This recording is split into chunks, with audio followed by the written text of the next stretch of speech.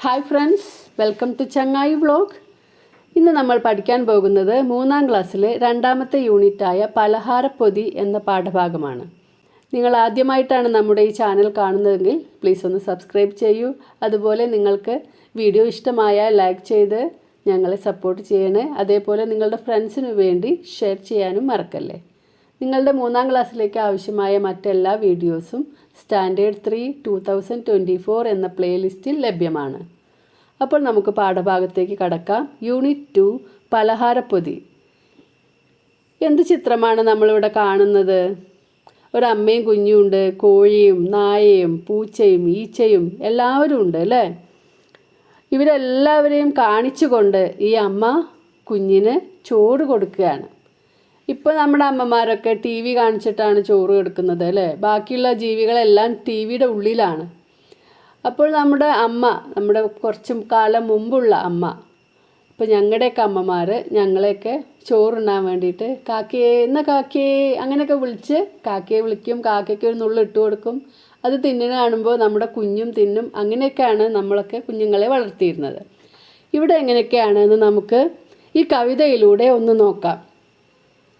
ഇടശ്ശേരി എഴുതിയ പൂതപ്പാട്ട് എന്ന കൃതിയിലെ 4 വരികളാണ് ഇവിടെ ഇതിനു വേണ്ടി കൊടുത്തിട്ടുള്ളത്.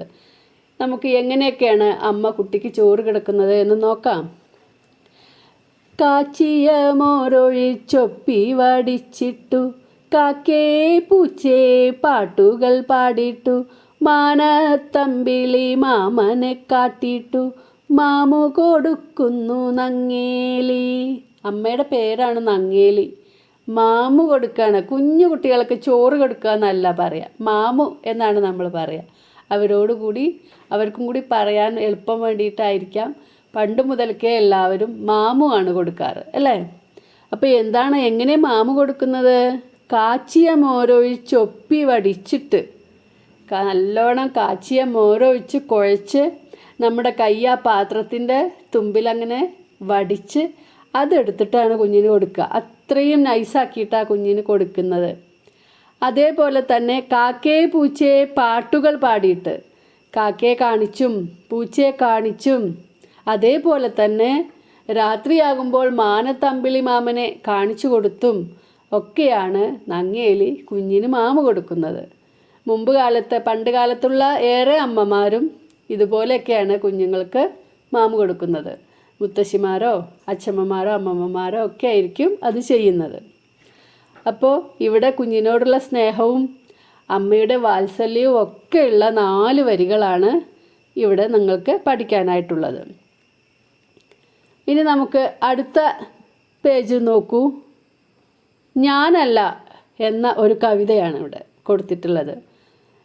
ആരാണ് ഇവിടെ ഞാനല്ല എന്ന് പറയുന്നത് എന്ന് നോക്കാം. പേരയ്ക്ക പഴുത്തപ്പോൾ നിറമാദ്യം കണ്ടതും കൈ ചൂണ്ടിപ്പറഞ്ഞതും ഞാനല്ലേ.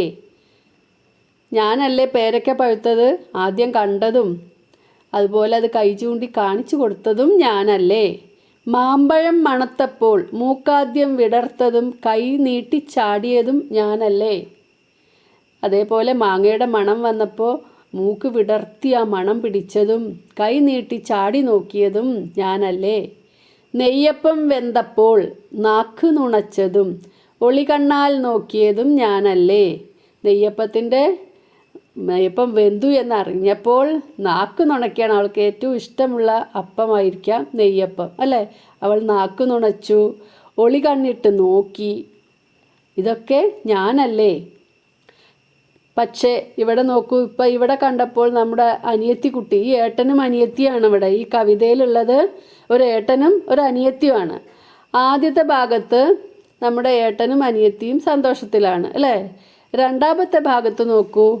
പേരയ്ക്ക പറിച്ചതും കറുമുറ തിന്നതും മാമ്പഴം മുറിച്ചതും ഗുളുകുളാ തിന്നതും നെയ്യപ്പം കടിച്ചതും കശകശ തിന്നതും ഞാനല്ല കുഞ്ഞേട്ടൻ. ഇവളാണ് ഇതെല്ലാം ആദ്യം കാണിച്ചു കൊടുക്കുന്നതും പറഞ്ഞു കൊടുക്കുന്നതും ചാടി നോക്കുന്നത് ചൂണ്ടിക്കാണിക്കുന്നത് എല്ലാം അനിയത്തിയാണ്. പക്ഷെ ഇതെല്ലാം ആദ്യം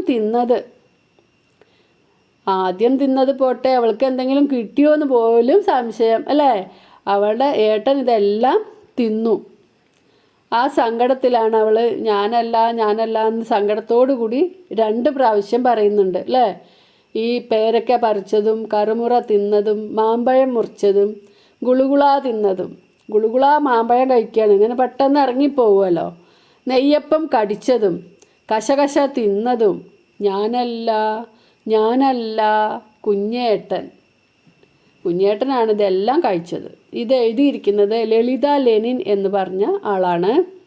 കടൽ എന്ന കൃതിയിൽ നിന്ന് എടുത്തിട്ടുള്ള വരികളാണ് ഇവ. ഇനി നമുക്ക് ഈ കവിത ഈണത്തിലൊന്ന് ചൊല്ലി നോക്കാം. ഞാനല്ല എന്ന കവിത നമുക്കൊന്ന് ചൊല്ലി നോക്കിയാലോ. പേരയ്ക്ക പഴുത്തപ്പോൾ നിറമാദ്യം കണ്ടതും കൈ ചൂണ്ടി പറഞ്ഞതും ഞാനല്ലേ. മാമ്പഴം മണത്തപ്പോൾ മൂക്കാദ്യം വിടർത്തതും കൈനീട്ടി ചാടിയതും ഞാനല്ലേ. നെയ്യപ്പം വെന്തപ്പോൾ നാക്കു നൂണച്ചതും ഒളികണ്ണാൽ നോക്കിയതും ഞാനല്ലേ.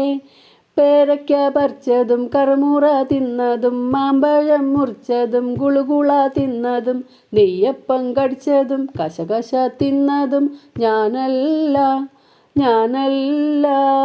കുഞ്ഞേട്ടൻ. ഞാനല്ല എന്ന് കുട്ടി വീണ്ടും വീണ്ടും പറയാൻ കാരണം എന്താവും? ഞാനല്ല ആദ്യം ഞാനല്ലേ ചോദിക്കുമ്പോൾ ഒരു പ്രാവശ്യമേ പറയുന്നുള്ളൂ അല്ലേ. അവസാനം ഇതൊന്നും തിന്നത് ഞാനല്ല എന്ന് 2 പ്രാവശ്യം പറയുന്നുണ്ട്. എന്തുകൊണ്ടാണ് കുട്ടി അങ്ങനെ വീണ്ടും വീണ്ടും പറയുന്നത്? പേരയ്ക്ക പഴുത്തത് കണ്ടതും മാമ്പഴത്തിൻ്റെ മണമറിഞ്ഞതും നെയ്യപ്പം വെന്തത് അറിഞ്ഞതും എല്ലാം അനിയത്തി കുട്ടിയാണ് അല്ലേ. എന്നാൽ ഇതൊക്കെ ആദ്യം തിന്നത് കുഞ്ഞേട്ടനാണ്. അതിൻ്റെ സങ്കടത്തിലാണ് കുട്ടി ഞാനല്ല എന്ന് പറയുന്നത്. അടുത്തത്, നിങ്ങൾക്ക് എപ്പോഴെങ്കിലും ഈ കവിതയിലെ ചേട്ടൻ്റെയോ അനുജത്തിയുടെയോ അവസ്ഥ ഉണ്ടായിട്ടുണ്ടോ? ഒരു അനിയത്തിക്കുട്ടിക്കുണ്ടായ അനുഭവം പറയാം. ഒരിക്കൽ കുഞ്ഞൻ മാവിൽ 2 മാങ്ങകൾ പഴുത്തു നിൽക്കുന്നത് ആദ്യം കണ്ടത് ഞാനാണ്. മാവിൽ കയറാൻ കഴിയാത്ത ഞാൻ എൻ്റെ വല്യേട്ടന് മാങ്ങ കാട്ടിക്കൊടുത്തു. മാവിൽ കയറി ഞാൻ അറുത്തു തരാം, നീ ആ കോണി കൊണ്ടുവന്ന് തരണം. പ്രയാസപ്പെട്ട് അത് എടുത്തു കൊണ്ടുവന്നു. ആര്? അനിയത്തിക്കുട്ടി. ഞാൻ പ്രയാസപ്പെട്ട് അത് എടുത്തു കൊണ്ടുവന്നു. ഇനി അത് മാവിൽ ചാരി വെച്ച് മുറുകെ പിടിക്ക്. വല്യേട്ടൻ മാവിൽ കയറി മാങ്ങ പറിച്ചു. ഒരെണ്ണം തിന്നു. രണ്ടാമത്തേതും തിന്നാൻ തുടങ്ങിയപ്പോൾ ഞാൻ ഉറക്കെ കരഞ്ഞു. പിന്നെ എന്തുണ്ടായിട്ടുണ്ടാവും? ഓക്കെ, ഇത് അനിയത്തിക്കുട്ടിയുടെ അനുഭവമായിട്ട് നിങ്ങൾക്കും എഴുതാം.